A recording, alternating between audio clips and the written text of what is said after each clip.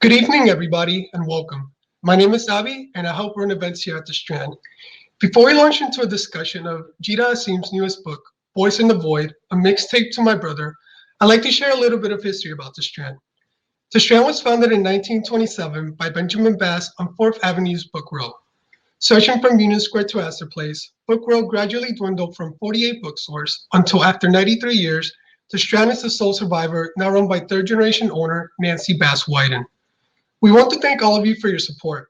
Without our loyal community of book lovers and authors such as G'Ra and Carina, we wouldn't be here today.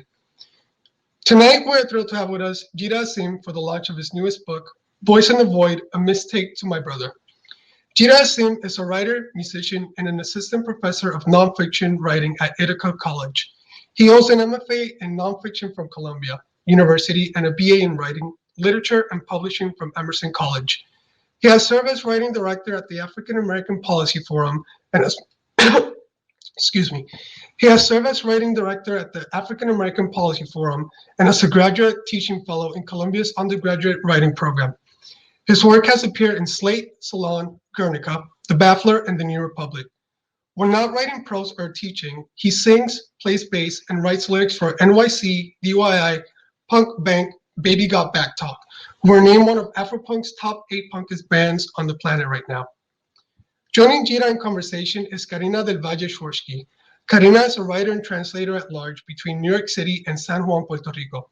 She has been published in many venues, including Book Forum, The New Yorker, the Virginia Quarterly Review, and the New York Times Magazine, where she has recently named a contributing writer. Her debut essay collection, The Other Island, won a Whiting Nonfiction Grant in 2020 and is forthcoming from Riverhead.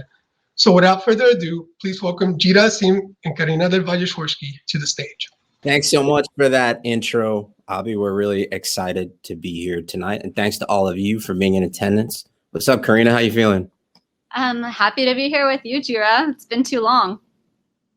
Agreed. Excited to reunite, in the public eye as well. I'm pretending that we're by ourselves. I can't take the gaze. It's fair, there's actually a continuity between having like a stage conversation and writing an epistolary book, right? You got to do this talking to one another, but also capitulating to that gaze in some ways, or at least, tossing it a bone every once in a while. Definitely. And I think it's worth mentioning that we met in the setting of a kind of a public conversation, which is the public conversation of the classroom. Mm-hmm. Where we were both learning to teach. We met in the university writing pedagogy course at Columbia. We're not in the same program. And I spied G'Ra from across the room looking disaffected, yet at the same time, like critically engaging everything that was going on in the classroom. And I had recently myself been the subject of some disciplinary measures in the classroom when I was caught checking my email. So the whole theme of miseducation that runs through the early chapters of your book especially resonated with the way we encountered one another, even though your kind of days as a disaffected and actually disaffected student were supposedly had come to a close. But I feel like the critical eye was still there. But I know you love teaching and your students love you, and you're about to take a post as a professor at WashU, which is so exciting. Congratulations. But it had me thinking about how we transform or how we inhabit at least these normative spaces that have kind of been agents of our own censorship or misapprehension or repression, and how you approach the space of the classroom and what it feels like to inhabit that role and whether you think it can be punked or not. Yeah, that's an excellent question. And I do think it is, it does have an interesting synergy with the point of origin for our friendship. As you know, and as mentioned in the book, I took a somewhat unconventional route to higher education, right? After high school, I was pretty dead set on being a rock star. So I was really focused on starting a band, and I also had this very stilted and probably obnoxious idea that, like, if the purpose of college was to sequester all the thinking, questioning people into one space so that they're not kind of permeating the popular consciousness, and I'm doing something very punk in my 18-year-old mind, right? Mm-hmm. By being an intellectually engaged, sort of endlessly curious person who was existing in a different space, right? And bringing that critical acumen that you alluded to in its infant stages at that time to places like my depressing restaurant job, which is detailed in the book. Mm-hmm. And I didn't get around to actually enrolling in undergrad and taking it seriously until I was 24. So I was kind of doing the rock band thing for a long time. And then I started doing school and the rock band thing. So in that time, in the gap between like 18 and 24, I was always really motivated and grounded by this quote from Blake Schwarzenbach, who is the frontman of a seminal punk band called Jawbreaker. And I read it in an interview probably when I was in high school, where he said, I don't see a huge difference between a show and a classroom. They can both be illuminating and expansive, or narrow and stupid. Mm-hmm. And so I always thought, like, okay, these venues that I'm playing, these like, you know, desolate bars and punk houses are going to be my classroom for this period of my life. And whatever there is to pick up from being there, I'm going to do it. And I'm going to approach it with the same precision and intensity as I would if I was studying in a more conventional faculty. But then, of course, later on, the shoe was on the other foot, right? So I'd spent all this time at shows trying to make them illuminating and expansive, like Blake said. And now I was in the classroom, and at first as a student, and how do I behave in a way or approach it in a way that is true to that spirit that I had brought to shows. And now there's like a third level to it, right? As a professor, being aware of the kind of disaffection among some of my students that you're alluding to, which was perhaps at a peak during the pandemic, right? It's hard to not be at least a little bit disaffected when you're going to school via a box while living in your parents' house, right? And keeping all those things in mind, I've always tried to develop a pedagogical style that is using some of the lessons I learned on stage or learned in the audience at punk shows. So much of performing in general, but definitely in a rock band context, is being really responsive to the energy in the room and timing your pauses and your beat changes in a way that optimizes your engagement with the audience. And if they, you know, are hostile, then you got to figure out a way to think on your feet and win them over. And if you have them eating out of the palm of your hand, well, a little bit of antagonism goes a long way. So I think those rubrics and sort of guideposts have really been instrumental in my experience as a punk rocker. And I'm lucky, right, that Blake's aphorism, if you will, turned out to be so true when I got on the other side of the podium too. And, you know, maintaining that duality, letting my teaching inform my performing, and my performing inform my teaching, has been really fruitful and exciting. Amazing answer. Question, for real. Yeah, I mean, I was wondering, sort of, I had an equivalent question about the relationship between how you approach not only live performance, but like your experience as a listener of punk music, like how that's affected your prose style and certain formal decisions you make, both like on the level of the individual essay or sentence, and then also on the level of like the structure for the book, the mixtape. Because I know in the book, you really tease out kind of the content that's shared between being in a kind of socially marginalized position as a Black intellectual, and being in the kind of chosen marginalization of a subculture. So like the links in that content are really clear in the book.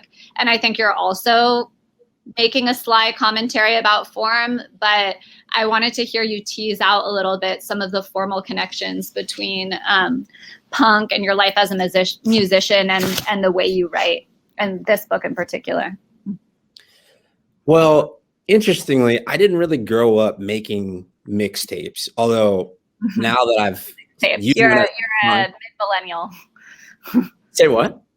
You're a post-mixtape. I know exactly how old you are, so I know that you're early end of mixtape. You're burning CDs. You're making playlists. Well, I'm saying even that stuff, I didn't do a whole lot of it. I'm not sure why, but I think using it as a spine in a book has made me appreciate the art in a different way. But the way I approached putting together the mixtape for this book actually mirrored, or I actually drew on my experience of putting syllabi together. There's, a lot of things in common between the two, namely that you are choosing and sequencing experiences of other art in a way that you hope will catalyze different realizations or different kinds of reflection in the listener or reader or student. So if, when you're an aficionado of something, like I happen to be with punk, there's always this sort of awareness of the possibility of being really inside baseball. And I was trying to figure out a way to curate the mixtape in a fashion that would have like a 101 aspect to it, like come in on the ground floor and just get the basics, but also be kind of rigorous and exciting enough that if you had some existing familiarity with punk, it would still be rewarding to engage with. And that's the same balancing act I feel like you're always dealing with as a creative writing professor. There's going to be people in the room at a lot of institutions who've never, for instance, read a poem. That's a level that you're going to have to speak to. And at the same time, there's going to be folks who are really excited to be in the room on this day because they've been writing poems their whole lives. Right. And they're in desks or little Zoom boxes, I should say, right next to each other, right? And you have to find a way to engage both and, in a best case scenario, deliver content that will edify each of them at their different points of entry. I think my experience with at least trying to manage that gave me a really solid blueprint for how to think about the form of the mixtape and, who to include and when to mention them. I guess one kind of sub-compartment of the mixtape that's going on there that's worth pointing out is there's, the 10 musical acts that are on the track listing, but then I kind of cheat, right? And talk about other related punk groups throughout that are not explicitly on the mixtape. And that all of that comes from having seen this Bill Burr bit where he's talking about how the key to parenting, right, is to take your kid outside in the backyard and to play catch and to use pitch and toss as a way to distract them while you have the conversation that you actually want to have, right? His joke is like, if you try to have the same conversation in the kitchen, you'll freak the kid out, right? They're like, can you stop asking me questions? I'm trying to eat this Pop-Tart. But if you get them really zoomed in on throwing and catching the ball, then whatever else you talk about alongside that is streamlined, right? They're already receptive to it. They're already hypnotized by the activity. So I kind of wanted to use a mixtape in that same fashion so that I could really address a wide range of digressions and ideas while keeping this conceptual through line via the mixtape. Absolutely. I feel like that's itself kind of a comment about the formal properties of rhythm, that what rhythm can do for us, what it can allow us to explore if we feel sustained by that underlying structure, of the beat. And it's interesting because the songs, the way you deploy the songs is also, they tend to come at the same moment in each chapter, so that you begin the essays often by showing us how much you can bring in. And it has a conversational form. We feel like we're following you down, kind of walking behind you as you meander through kind of the city of your life. But we start to learn that at the end, you're going to integrate that material around a kind of, around the song, and that we're going to have a touchstone that we can return to periodically, like as the book unfolds.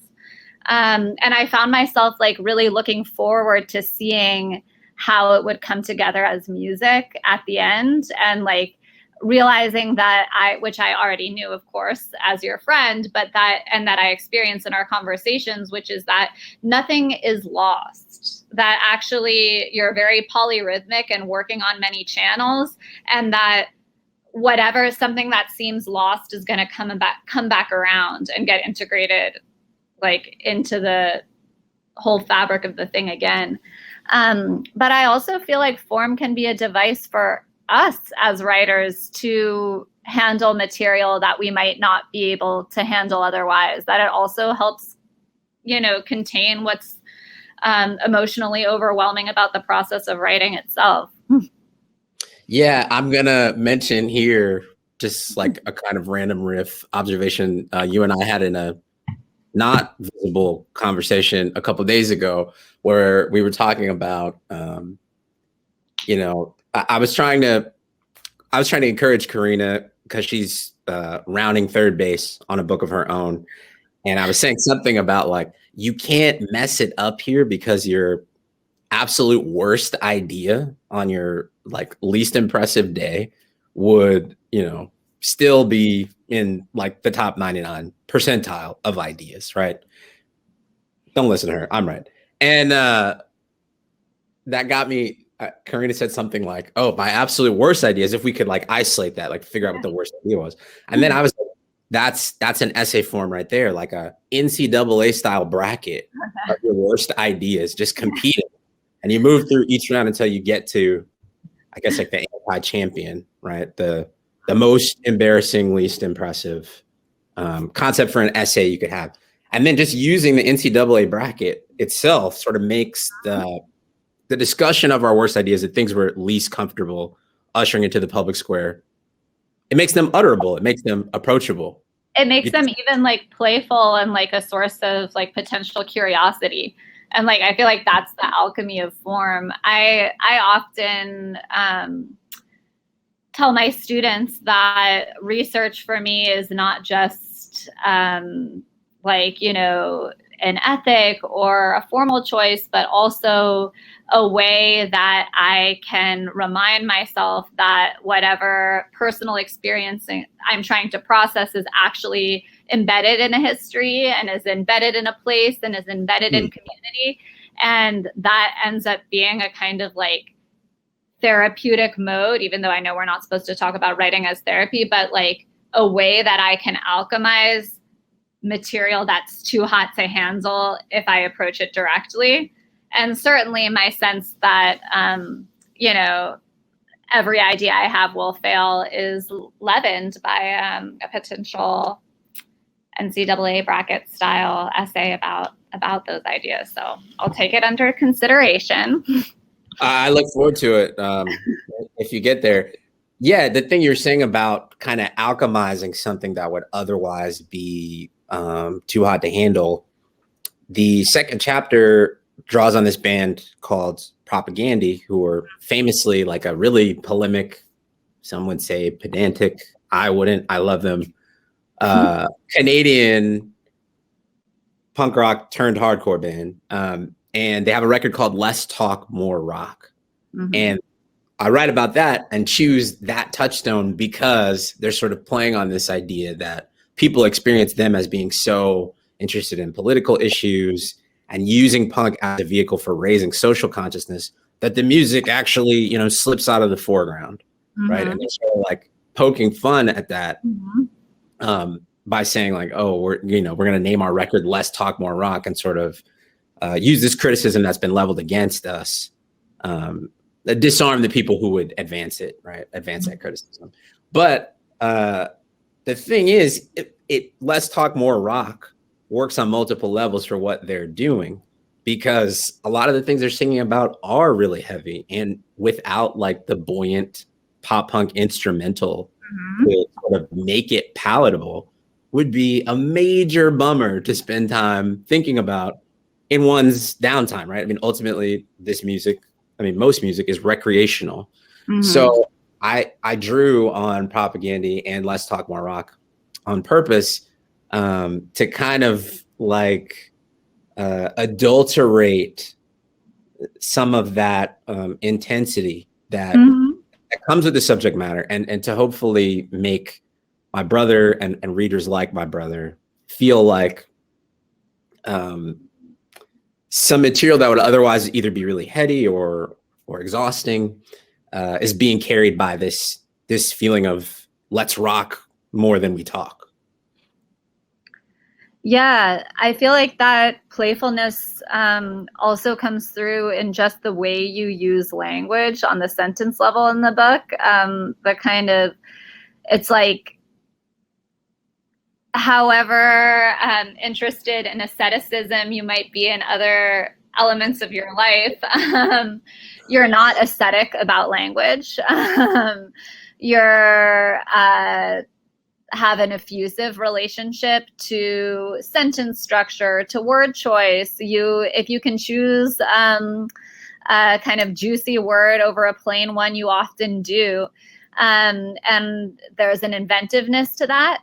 And early on in the book, you talk about kind of what that inventiveness has been able to do for you when you talk about submitting in terms of allowing you to articulate a place for yourself in the world. And you talk about coming up with this term steez punk and submitting it to Urban Dictionary. And I'll let you like define steez punk with more precision because I don't remember exactly what you submitted. Maybe you can call it up. But the definition was rejected and it does not circulate widely in the end. You know, it ends up being the kind of word that probably you and your friends use, you and the people you introduce it to use. But it has utility in that context, but it remains kind of like subcultural.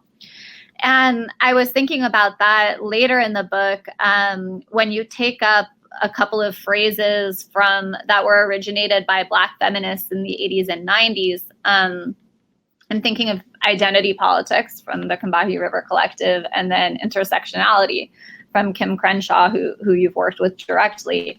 And we both know how abused those terms have been and how far from like their moment of invention they've traveled. And I'm wondering, just like as a writer, as a political person, and as somebody who's kind of inventive with language regardless, when do you feel a need to turn to a new term? And when do you think it's possible to spin an old one in a new way? Yeah, well, I mean, I wish there was like a hard and fast rule for something like that. But it is like a question I find myself engaging often. Like, I'm trying to think of an example. I mean, there's a chapter in an essay, if you will, I don't know, essay chapter. I'm not sure which is which. I think I got the idea early on that like you're not supposed to talk about a book with a through line as if it is reducible to individual essays. And I've committed to it. So I keep saying chapter when I clearly mean essay. It's an industry bias, but they are both chapters and essays. Sure. Yeah, it is. It's definitely both. There's one called American Idiolect, right? Which is, of course, It's talking about language and how I, in my life, have had lots of moments where the way I talk has been challenged or contested. And not only that, but, you know, that the way I talk has invited this idea that it's all part of an elaborate pretension, right? That I'm going to like take off a mask, and the language that I use is actually just something I've adopted to impress people or whatever. And I think it's a really amusing idea. So American Idiolect is a little bit of a tongue-in-cheek chapter essay, but I think it is playing on the themes you're mentioning in the respect that I'm someone who's always been attracted to language on at least two levels, right? Awareness of its what content it's supposed to convey, and also just really fascinated with the sound. I think it's some of your own essays or criticism you've called it like attentiveness to pure sonic pleasure. Like that, which is I'm on that same wavelength. And to some degree, for me, it comes back to an Adrienne Rich essay where she talks about falling in love with poetry because people have found a way to use syllables in a way that heated the blood. Yes, Rich. And it's like, hey, I don't know what that mystic art is, right? Using syllables to heat the blood. But if the way someone is talking can inspire a somatic response, to me, there's like a kind of sacred power in that. And so I think a tension that I spend some time delineating in American Idiolect is this, for me, is like this kind of awareness that I want to be able to talk in a fashion that reflects all the places that I've been. And when I say all the places that I've been, I don't just mean physical locales. I also mean in my life as a reader, which I don't think, I'm sure lots of people who come to Strand bookstore events would say that their lives as readers are in so many ways more intricate, more fulfilling, and so much richer than their geographical lives. So that said, I think sometimes the tension over what words can be reclaimed or what words are sort of permanently marred with the detritus of history, it comes back to people wanting to speak in ways that reflect where they've been. And when you tell them the word can't be used in the way that they want to use it, or it can't be used at all, they feel deprived or rejected in a way that's not too far off from like getting off a plane in a foreign locale and someone telling you your passport is no good here.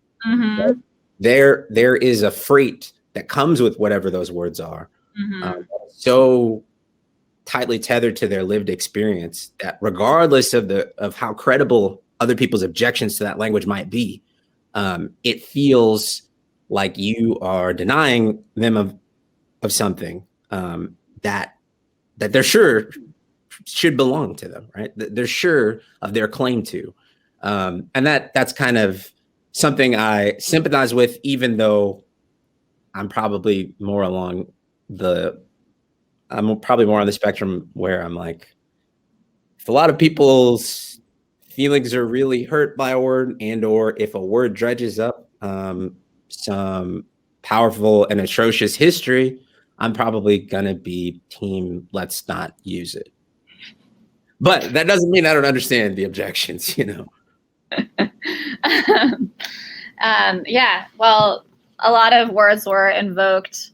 A whole vocabulary of words were invoked in that answer, and I think different words function differently. But I'm so interested in this passport metaphor you just used, because I think in that metaphor you both have people using, say, the word intersectionality as something that has been a personally meaningful tool for understanding their lived experience. And I understand the reluctance to relinquish that word, even though it's been twisted and abused under those circumstances. Right. But there are also people who take passports for granted and assume that having simply acquired a passport through their natural citizenship should mean something about what they have access to. That's a kind of free-for-all, and that's not rooted in history or in a knowledge of how that word came to be or what access it gives them. But I also thought the metaphor also reminded me of an episode from your book where you recall your first time outside of the United States, a trip that you took to Egypt. And a word that you learned there with an accompanying gesture that like broadened that was new to you and broadened your own vocabulary and how you see yourself. And I'd love to hear you kind of recount that part of the book for everybody else. But I also wanted to add a question there, which is that reading a lot of, I mean, both of us read a lot of books and think a lot about racial politics and anti-racism in the US. But I also think a lot of books that I read right now very consciously situate themselves as like frame the issue as race in America. And I noticed that your book doesn't do that. Even though like your formation has been largely American, you don't kind of frame the whole conversation as this is how we understand America. This is how we understand race in America. And I wanted to know if that was a conscious choice for you, and if so, why that framing felt either irrelevant or insufficient to you. Well, first, thank you for picking up on that. It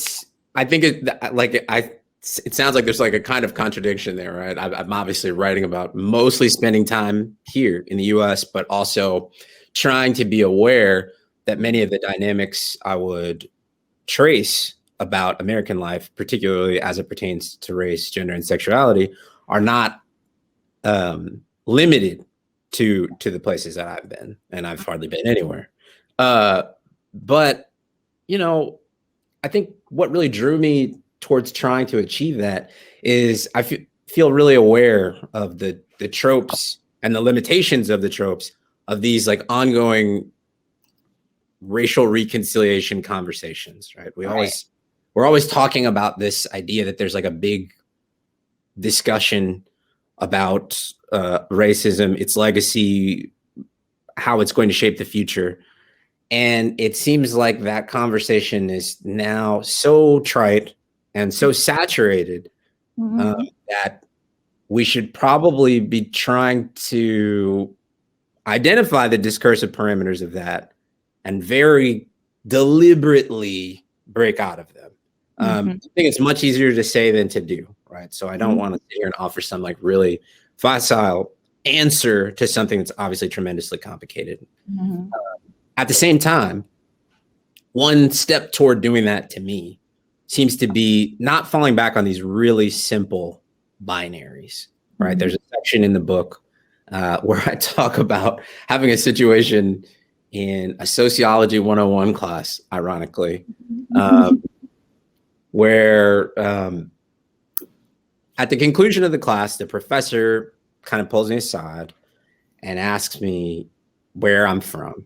And the reason she says she's asking is, you know, you've been my best student, so I know that you can't be African-American.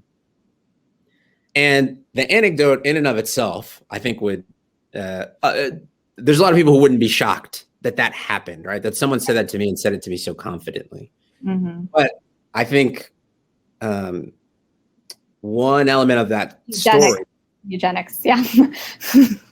Yeah, well, sure, right. Totally a eugenics indebted point of view. But the professor who said that was herself Liberian, right? So there was this clear, I guess, non-American superiority complex, like a kind of ethnocentrism that looked at African Americans as inferior. Work in this conversation, but it wasn't the most familiar one, which is obviously a white professor saying that to a black student. It's just two black people talking. One is assuming that the other must have an origin like hers, because otherwise he wouldn't be able to, I don't know, do homework. And I think it was important to identify the continuity between a story like that and some of the more familiar ones, in order to help people see that the sort of face cases of racism, if you will, like the kind of movie villain racists that we're all accustomed to, are really just the tip of the iceberg. And we often see these same sentiments in being enunciated by less familiar mouthpieces. And we really need to wrangle with that too, to even appreciate the depth, scope, and resilience of the problem. And I don't, again, I just use that as one example, but trying to get outside of this, like, I don't know, civil rights movie type formation in terms of how we imagine this problem and who we imagine to be complicit in it. Thank you so much for that answer. I am realizing that we're actually getting to the moment when we are allowed to invite others onto the stage and engage with you more directly, which is exciting. There's already a queue over here, and I'm wondering if you're down for some audience questions now. Yeah, bring it on. Let's do it. Okay, cool. Hi, Carina. Sorry, apologies. So you will actually just be reading the questions to G'Ra. Yeah. No one will be coming on stage. Sorry about that. Oh, okay. Yeah. I meant that in a more metaphorical sense. Oh, okay. All stages here are metaphorical, so there's actually no stage. All right. No worries. No worries. So someone named Ree, who I strongly suspect is your bandmate Rihanna, though it's possible that she is not, has a question that I also share, and that I was going to ask specifically with regards to the epistolary form, like with regards to your relationship with your brother and what it means to speak to him in this intimate public way, and how the conversations have been with him as the book rollout has happened privately. But Rihanna's question is, or Ree's question is, you reference real people you've experienced in your life in the book as a way to express various ideas. What do you want these people to know as they read about the type of influence they've had? Oh, man. Well, first of all, thank you, Rihanna, for the question. Shout out to you. Thanks for being here. There's so many people in the book, I guess it's kind of hard to issue like a blanket proclamation for what I want them to know. But, well, first, I would say thanks for providing material. I appreciate it, whether our interactions were positive or negative. But I think maybe, there's a pattern in the book of like the limitations of communication becoming really consequential. And they become consequential, or rather communication is limited because people have ideas that they're really committed to that sort of preclude communication.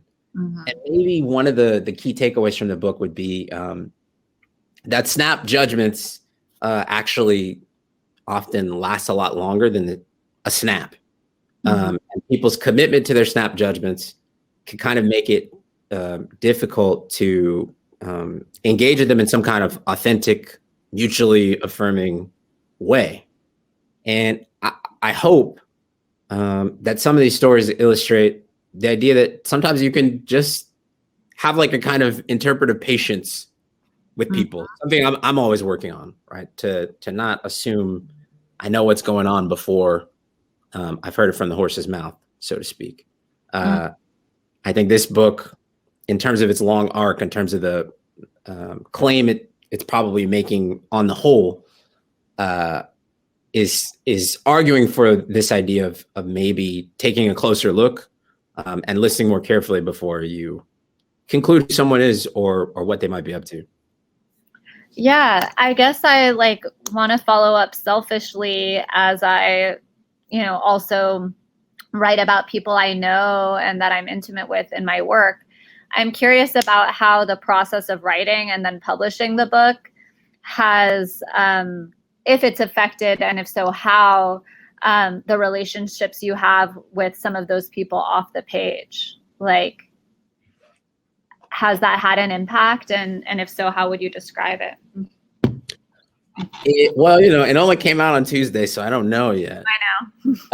But probably some of them have read it already. No doubt. I haven't really heard from anyone who's not like already a part of my life, but I would guess there'll be some people who are, surprised at how I experienced our interaction. I know some of my old bandmates will kind of be excited to revisit the glory days, but I haven't heard from them just yet either. So let me get back to you on that. Okay. All right. We have a question here from Luis. He says, can you speak more about the generational differences you noticed while writing this book? I'm not sure exactly what he means, but yeah, like how do you think about some of the about your generational specificity?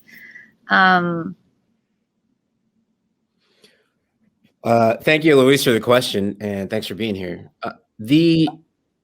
Unfortunately, in a lot of ways, this project to me revealed more generational similarities. I feel like the book kind of turns on a moment where my brother, who is 14 years my junior, is having a situation with his middle school newspaper where each time he turns in a piece, his newspaper advisor becomes increasingly suspicious that his work is plagiarized. And it's clear that she believes his work is plagiarized because she has trouble matching the prose style with the embodied person, right? She looks at him and can't imagine that this is his mind being demonstrated on the page. And meanwhile, I'm in my late 20s. I'm in grad school. I'm in an MFA workshop. And the interaction I'm having with my workshop instructor really closely mirrors what's going on with Gyasi, who's in middle school. So at first, that shock of recognition was really unsettling for a couple of reasons. One was that when I heard Gyasi's situation, I kind of reflexively fell into this like Michelle Obama respectability stance where I'm like, hey, that's not an excuse. You need to, knuckle down and overcome this situation, young man. And then once I realized that I was basically confronting the same thing at a different stage of life, I started to think about, well, maybe there's something, singularly unproductive about that reflexive response, right? Maybe this problem is so big and so consistent over generations that it's time to look at some other ways of talking about it and thinking about it, and hopefully not imposing the onus of correction on the person who's being harmed by it all the time, right? So it's just one example, but in terms of the continuities, I think talking to my brother and writing about the overlaps in our experiences as well as the divergences has really alerted me to the idea that we're very invested in the idea that particular social problems are going to dissipate based on time elapsing. We don't have to do anything about them. We just need to get older. And if I was invested tomorrow. Yeah, right. And if I was invested in that prior to writing this book, I'm certainly disabused of all that now. Yeah, I also feel like your method of engaging your brother is pretty multi-generational in the sense that your references range from like Keats to Albert Murray to punk from the 90s. And that's like one of the powers of culture is how it can always a cultural object can always be made contemporary, Absolutely. And the fact that they continue to resonate is one of our clues that maybe not as much has changed as we think it has, or something. I would totally agree. We have a classic question here. It never gets old, which is, what is your writing process like, and how do you overcome writer's block? Just solve that writer's block. Thank you for the question. My process is very helter-skelter. I think what you were saying earlier, Carina, about research is a giant block in my writing process pyramid. I kind of tend to approach all reading, listening, consuming as potential research. Mm-hmm. And, when I'm going through my day, either like reading papers from students or even emails or, happening upon different cultural artifacts, I tend to keep notes to myself on my phone about like what it made me think about and how I might draw on it in the future. And then when I actually sit down to say, okay, don't do anything except write, that's really like the last step. I tend to like sort of collect string in my head over the course of a day, sometimes over the course of a month, and then it'll come out in the Google Doc in like a pretty intense, sustained burst. So when I was in grad school, I really focused on trying to write 350 words a day. My first workshop professor, Chris Beam, shout out to her, suggested that as a way to keep up with the obligations of the workshop. And Mm-hmm. I recommend it. It worked for me. But, now that there's not like 11 people like waiting with crossed arms to get an email from me for a workshop submission, it's harder to hold myself accountable in that way. So now I tend to kind of, like I said, accumulate ideas over the course of the week, and then maybe 2 or 3 times a week, sit down and kind of pump it all out. That's helpful. I've been realizing that I in periods when I'm trying to hit a deadline or really get a lot done, I often take on like a 500 word a day benchmark, and I often fall short, and I think 350 words would be a useful revision for me. All methods are valid. Whatever gets the words on the page, I recommend. But yeah, 350 is a little more approachable. Exactly. So Valerie has a question here that you speak to at length in the book, but I guess the second half of the question also seems relevant. Her question is, what are some challenges you have faced in academia as a person of color? What advice do you have for youth of color who aspire to be part of that field?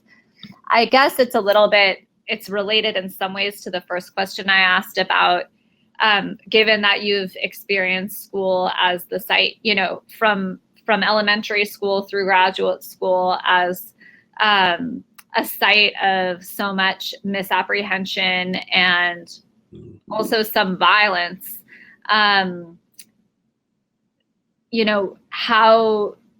How would you advise others to navigate that space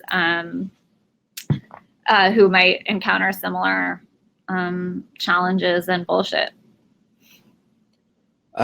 This might sound kind of taking us far afield, but I think it's actually a lot like the Jodie Foster movie Flight Plan. I was just watching it pretty recently, and sorry to any Jodie Foster fans here if I'm spoiling anything, but essentially the central contention of the movie is whether she came on board with her daughter, mm-hmm. or and if her daughter subsequently disappeared, or if she's like unstable and has imagined the whole scenario. Mm-hmm. And everyone on the plane is trying to convince her, your daughter wasn't kidnapped. You are a grieving mom. You already lost your daughter at some other time. And you're putting us through all this hell to find a person who isn't even with us anymore, right? And so Jodie Foster is the sole person on the entire flight who is 100% certain that what's going on is a sham. And everyone else is obviously trying to convince her that she's nuts. I would say that participating in academia is from the identities that you're describing, right? For Black people, for brown people, etc. Is being Jodie Foster on that airplane, and so much of surviving the experience is going to be finding ways to renew your own conviction that you're not crazy. And when I say you're not crazy, I mean your conviction that you deserve to be there, that you have things to offer, that your interpretation of history, of social reality is valid and based on reasons and evidence. All of those things are things that experiences in academia will continually challenge. And to sustain yourself there, you're going to have to kind of believe in things that no one else will affirm, or few people will affirm. I know that's a bleak way of laying it out, but I think it's better to know the situation and come into it with an adaptive mindset than it is to kind of be naive about it and to have that naivete shattered in the most dispiriting way.